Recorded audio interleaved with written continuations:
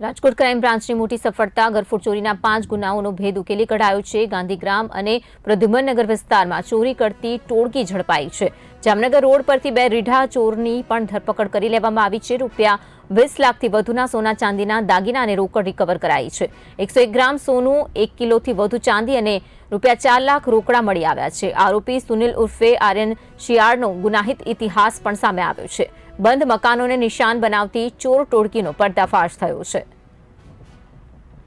શહેરના 2 અલગ અલગ પોલીસ સ્ટેશનના અલગ અલગ વિસ્તારોમાં થયેલી 5 અનડિટેક્ટેડ ગરફોડ ડિટેક્ટ કરવામાં આવેલ છે।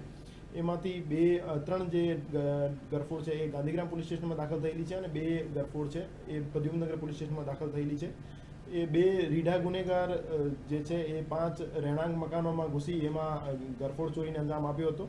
તો આ બંને ગુનેગારોને ચોરીમાં ગયેલ મુદ્દામાલ સાથે રાજકોટ શહેર ક્રાઇમ બ્રાન્ચ દ્વારા અટક કરવામાં આવેલ છે। એ જે 2 ગુનેગાર છે સુનિલ ઉર્ફે આર્યન ભાવેશભાઈ શિયાળ અને કિરણ કિશોરભાઈ એંદરિયા, એમને બંનેને અટક કરી મુદ્દામાલ અમે કબજે કરેલ છે।